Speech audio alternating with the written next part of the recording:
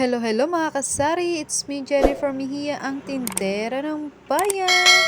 Hello mga kasari! Ayan, sari-sari store update po tayo ngayon na sobrang kalat at hindi ko rin maintindihan kung tindahan ba to o bodega.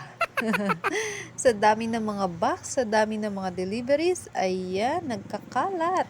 Pero malaking blessing po ito para sa atin na mga sari-sari store owner na maraming boxes, maraming deliveries, maraming kalat, maraming lilinisin, no? Ayan, ito po hindi ko pa po natatapos. Isasalansan ko po ito dito sa lagayan ng aking mga noodles. Ayan. Alam niyo na, nanay din ang tindera, kaya putol-putol ang mga gawain at natatambakan tayo ng mga gagawin. So, ayan, ito po yung deliveries ng Revisco. Oh. Ayun mga kasari, meron pa talaga na ganito pagkakataon na sa isang araw is tuloy-tuloy po ang deliveries at mayat maya dumarating ang mga truck dito sa harapan ng aking sari-sari store. Ayun mga kasari, pagpasensyahan nyo na po ang aming aso, tahol ng tahol, napakaingay naman, hindi ko na yan mapipigilan, kaya pasensya na lang po, wag nyo na lang pong pansinin. Ayan, ito pa po yung mga deliveries ng aking grocery. Yan, no, box-box po ito mga kasari, pero konti lang naman yung laman nito.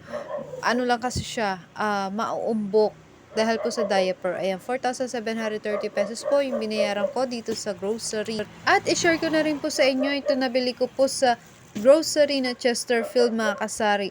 Nakita ko po kasi sa grocery apps na mayroon po itong 60 grow coins kapag bumili po tayo ng 5 na kaha.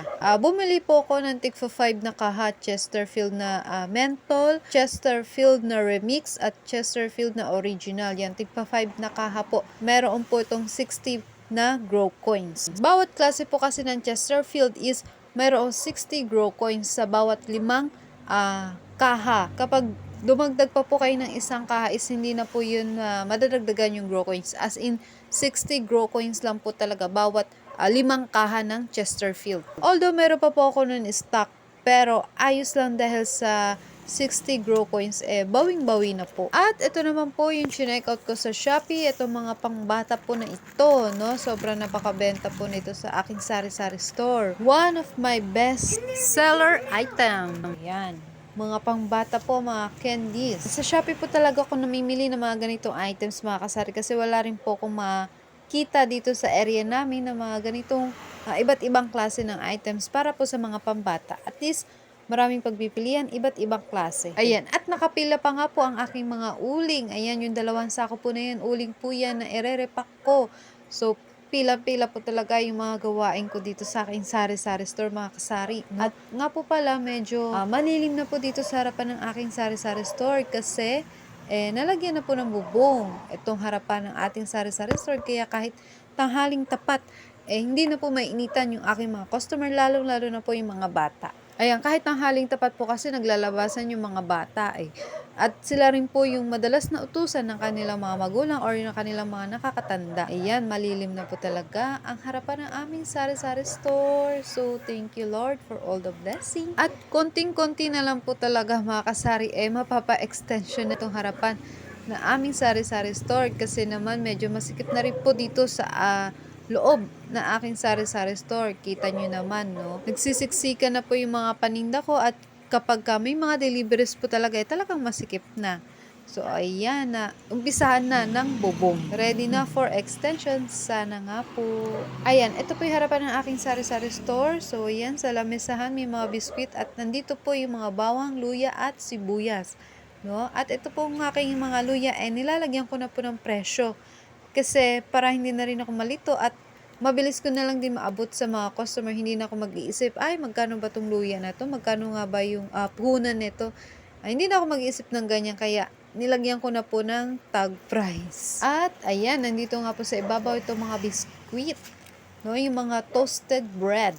So yan. At yung munggo ko, ay ere-repa ko rin po yung munggo ko, 2 plastic na lang dito, 2 balot na lang po. So, kailangan ko na po talagang mag-repack. Yan, yung mga ating mga biscuit, no? Open lang po talaga yung mga kasari para maengganyo rin yung mga customer natin na mamili ng mga items, na mga pambaon sa school. Yan, yung mga biscuit. At dito naman po sa size na to, ayan yung mga candies, yung mga pambata po na pagkain, inumin. Yan, nandito po, dito ko po pinagsama-sama dito sa area na to. At ayan, mabilis nga po talaga maubos. Kita nyo naman. Kailan ko lang po to in order, mga kasari. Talagang mabenta po. Kaya meron na po akong mga nakaabang na pang-refill para po dito sa aking mga kids section. No? Yan, kids section yung tawag ko dito sa area na to. Kasi dito po yung mga pambata. Dito ko nilalagay yung mga pambata para isang tingin na lang ng mga bata. Ayan, no? Hindi na sila lilipat-lipat pa na kung saan ba yung lollipop, na saan ba yung cotton candy, no? Isa na lang, dyan na lahat. Ayan, at pagtingala, nandiyan na po yung mga kape. Oh, 'di ba? Yan yung mga kape natin hanggang doon sa dulo. Ayan, at ito naman po yung mga tigdo-dos, no? Tsaka yung 5 piso, 4. Tapos yung mga juices doon sa dulo. Okay? Yan, ito po yung ating sari-sari store. At ito yung aking mga delata, no? Pinagsama-sama ko po dito yung mga karne-karne. Yan, yung mga corned beef. At dito naman po sa taas ay yung mga isda-isda. Tsaka yung mga pusit. Basta pandagat na ulam. Ayan, andito sa taas. Pinagsama-sama ko. By section po yan, mga kasari. Kahit medyo magulo, pero basta by section yan. Yan yung mga noodles. Dito, yan, banda noodles din yan. At sa taas, mga noodles din. Pansit Canton, Nissan Ramen, at Lucky Me. Ayan, dito naman po sa bandang ibaba ay homie at yung mga cup noodles. So, ayan, pag ganyan siya. At sa taas naman po yung mga napkin, tsaka diaper, yung medyo light lang, yung mga hindi masyado mabigat para pag nahulog, hindi tayo mabubukulan. So, yan mga kasari, ito po ang aking sari-sari store update. At hanggang sa muli, thank you for watching. Bye-bye. Happy selling. God bless. Thank you for watching. See you on my next video. Bye-bye.